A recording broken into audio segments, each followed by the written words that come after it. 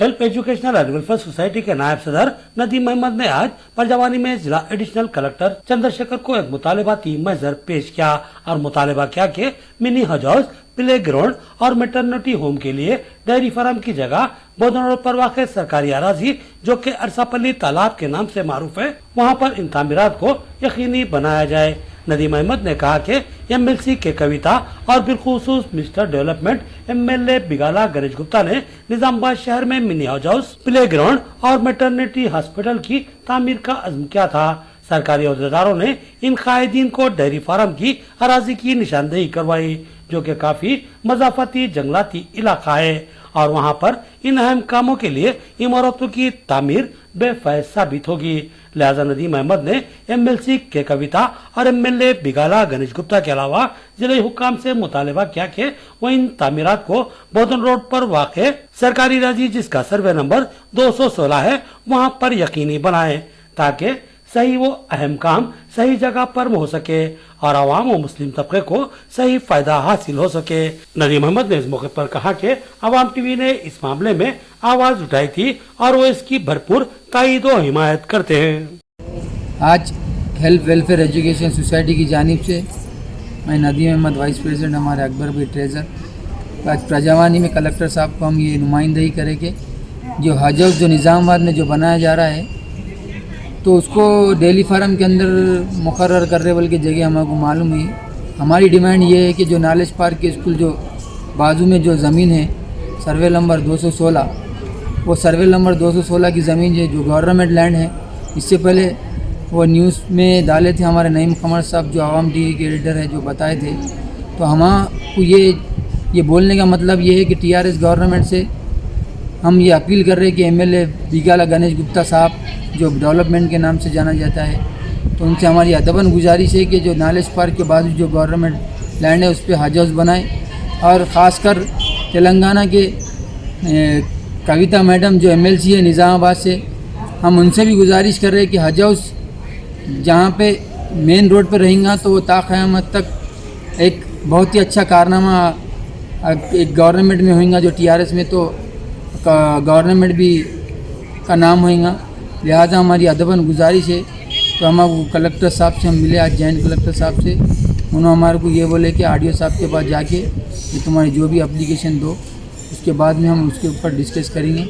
लिहाजा हमारी अदबन गुजारिश है कि जल्द से जल्द हज हाउस जहाँ भी बना रहे हैं हमको वहाँ नहीं चाहिए, ये मेन रोड पे जो सिटी के अंदर जो ज़मीन है वहाँ पे हज हाउस बनाना चाहिए, ये हमारी डिमांड है और हमारी अदबन गुजारिश है कि हज हाउस वहीं बनाया जाए। अल्लाह हाफिज़।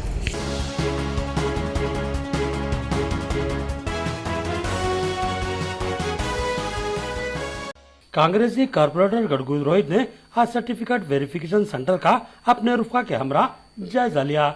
इनके हमरा कांग्रेसी कायदीन सैयद नवाज, शेख जाकिर, सैयद अरशद, मोहम्मद मीरा, अब्दुल वहीद, पवन काका, राहुल और दर्शन भी मौजूद थे।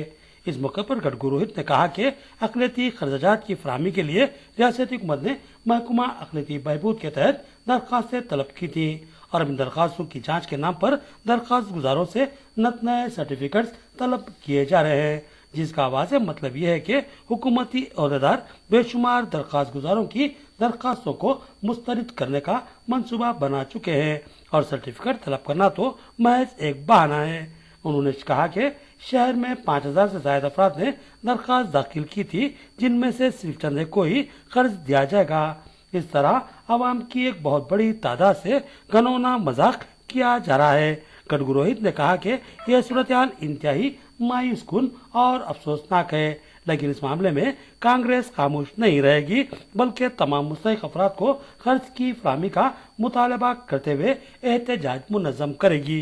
आज निज़ामाबाद शहर में माइनॉरिटी लोन्स के वास्ते सर्टिफिकेट वेरिफिकेशन के नाम पे ये जो अलग अलग सेंटर्स पे इन लोग जो षड्यंत्र रचा जा रहा कि लोग सर्टिफिकेट लेके आना, ऑनलाइन में करे सो पूरे सर्टिफिकेट लेके आना बोल के बुला लिए। यहाँ पे आने के बाद फिजिकल हैंडीकैप सर्टिफिकेट है क्या, टेक्निकल क्वालिफिकेशन है क्या, एजुकेशनल क्वालिफिकेशन है क्या, training certificate, caste certificate, experience certificate, मट्ठी धूल, नए नए सर्टिफिकेट आप पूछ रहे। ये कई को पूछ रहे बोल के पूछे तो साहब हमारे को गाइडलाइंस दिया गया, हम पूछ रहे बोल के बोल रहे। आवाम को इसका इल्म नहीं है। पर हम ये बताते चले कि ये सर्टिफिकेट इन लोग आपके फॉर्म रिजेक्ट करने के वास्ते पूछ रहे। ये बैंक लोन का बैंक कंसेंट बोलने के पूछ रहे। ये बैंक कंसेंट मैनेजर देना कहते। तो फिर इतने दिन लोग ये ऑफिसर नहीं बोले कि बैंक कंसेंट पहले ले क्या बोल के। आज इन लोगों को कहीं को याद आ रहा, क्योंकि 5,500 एप्लीकेशन माइनॉरिटी लोन्स के वास्ते आए सो है। उसमें से इन लोग सिर्फ 128 लोगों को ये लोन दे रहे, जिसमें से 38 2 लाख के यूनिट है, 90 1 लाख के यूनिट है। और उसमें भी 33% महिलाओं को जो है सो रिजर्वेशन है, 6% जो फिजिकल हैंडीकैप है, अपाइज है, उन लोगों के वास्ते रिजर्वेशन है। फिर उसके बाद जिसका उम्र ज़्यादा है उसको प्रेफरेंस देने वाले हैं। फिर उसके बाद जो पीजी करा, टेक्निकल क्वालिफिकेशन है, जो बीटेक करा, एजुकेशन अच्छा करा, कोई पॉलिटेक्निक करा, उन लोगों के पास जो एक्सपीरियंस सर्टिफिकेट है उन लोगों का प्रेफरेंस है। तो फिर आखिर में ये सब चीज़ें जब तुम लोगों को करना ही था तो पहले कहीं को नहीं बोले जी कि ये सब है तो अप्लाई करो बोले के हमारे पैसे कहीं को लूट लिए। ये जो एप्लीकेशन का फीस अलग, इनकम सर्टिफिकेट बनाने का फीस अलग, यहाँ पे आने के बाद ऑटोओं का खर्चा अलग, खाना नहीं है, दिन के कामा छोड़ के लोग आके घंटे के दरमियान यहाँ पे ठहर रहे। तो ये लोगों पे जुल्म करना बंद कर दो। ये जो ड्रामा कर रहे आप लोग इलेक्शन से पहले, जहाँ माइनॉरिटी आपके खिलाफ हो जाएंगे बोलने के डर से, अब ये जो ड्रामा करके माइनॉरिटी लोन बोलने के जो माइनॉरिटी मासूम भाइयों को गुमराह कर रहे, ये साजिश आपकी लंबी दरमियान नहीं चलने वाली। कांग्रेस पार्टी की तरफ से ये आवाज़ उठेगा। आप लोग सोच रहे होंगे ये 128 लोगों को देंगे, फोटोआँ ले लेंगे, फंक्शन हॉल में प्रोग्राम रखेंगे, 40-50 मीडिया वालों को बुला के धिंगाना करके टीआरएस वो करी बोलने के बताने की जो कोशिश चल रही है आपकी, ये नाकामयाब होने वाला है। हम मुसलमान भाइयों से अदबन गुजारिश कर रहे, ये किसी को भी जिस किसी को भी लोन नहीं आए तो आप लोग खामोश मत बैठो। ये आपका हक है ये लोन लेना। ये इतना जो मेहनत करे, ये आपके लोन के वास्ते आपकी लड़ाई है, इसमें आपके भाई आपके साथ है, हम लोग पूरे। आप लोन नहीं आए तो सीधा बल्दिया ऑफिस को घेराव करिए, हम लोग आपके साथ आके बैठेंगे। जब तक हुकूमत उतर के करके हर एक आदमी को, नौजवान को 5,527 लोगों को निजामाबाद अर्बन में लोन नहीं देंगे, कांग्रेस पार्टी की ये जद्दोजहद बंद नहीं होगी। जय हिंद, जय कांग्रेस।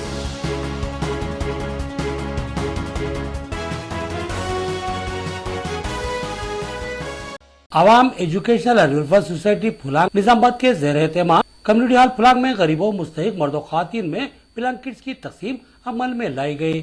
इस प्रोग्राम में बाहिसत मेहमान खुसूसी फोटो SHO के संदीप, सदर जिला अगले BRS, Naveed Iqbal, senior journalist Ahmed Ali Khan, corporator Akbar Hussain ने शिरकत की। इनके अलावा ब्यारस पार्टी कायदीन शेख अली साबरी, अमजद खान, रशीद खान जावेद, अमीरुद्दीन, चांद कुरैशी और कसीर तादाद में दिगर मर्द ख्वातीन ने शिरकत की। सदर जिला अखिल नवीद इकबाल और शेख अली साबरी ने मुखातिब करते हुए कहा कि फुलांग के मुस्तहिक व गरीब आवाम की भलाई और हुकूमत की मुख्तलिफ स्कीमात से इनको मुस्तफिद करवाने के लिए इस सोसाइटी की तश्कील अमल में लाई गई है। 18 जनवरी से शुरू हो रहे हुकूमत की जानिब से आंखों की रोशनी प्रोग्राम का फुलांग में खुसूसी कैंप का इनेकाद अमल में लाया जाएगा, ताकि आवाम अपनी आंखों की तशखीस करवाते हुए आंखों की बीमारियों और बसारत के मसाइल को हल करवा सकें। उन्होंने कहा कि फुलांग में आवाम एजुकेशनल एंड वेलफेयर सोसाइटी का काम नौजवानों की जानिब से किया गया है। इनके जज्बे की कदर करते हुए, इनके इरादों की हौसला अफजाई करते हुए और इनके फलाई कामों में ताउन करते हुए इन प्रोग्राम को कामयाब बनाया जाएगा। Awam educational and welfare society secretary Mirza Wasil Baig ने मेहमानों का खैर मकदम करते हुए कहा कि गुज़िश्ता दिनों ही आवाम वेलफेयर सोसाइटी का काम अमल में लाया गया और यह पहला प्रोग्राम है जिसमें गरीबों, मुस्तहिक मर्दों खवातीन में करीब 150 से ज्यादा ब्लैंकेट्स तकसीम किए जा रहे हैं। उन्होंने आवाम से कहा कि वो अपने मसाइल को लेकर इनसे रुजू हो तो मसाइल को हल करवाने की वो मुमकिना मसाई करेंगे। इस मौके पर सदर सोसाइटी नवाब बिन अली, नायब सदर फजल खान, मोहम्मद मुजाहिद और दिगर मौजूद थे।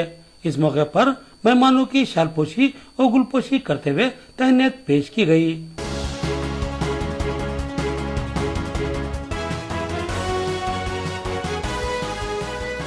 एमएलए बोधन मोहम्मद शकील आमिर ने एक पुरजम सहाफती इजलास से खिताब करते हुए एक तेलुगु रोजनामे की जानिब से शायाशुदा गैर मुसद्दिका न्यूज की शदीद मजम्मत की और इस न्यूज में इन पर लगाए गए तमाम इल्जामात को लघु व बेबुनियाद करार दिया।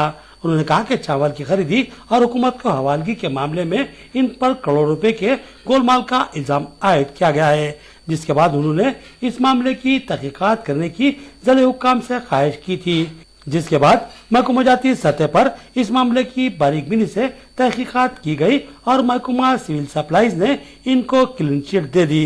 एमएलए मोहम्मद शकील आमिर ने कहा कि बाज़ अनासिर इनको बदनाम करने की साजिश रचा रहे हैं और इस मामले में मीडिया का भी गलत इस्तेमाल किया जा रहा है, लेकिन अब हकायक मंजर आम पर आ चुके हैं। उन्होंने कहा कि मैं BRS का वाहिद ताकतवर मुस्लिम एमएलए हूँ, लिहाजा मेरी मकबूलियत को खत्म करने और मेरी शख्सियत को दागदार करने की साजिश की जा रही है, जिसको जल्दी नाकाम बना दिया जाएगा।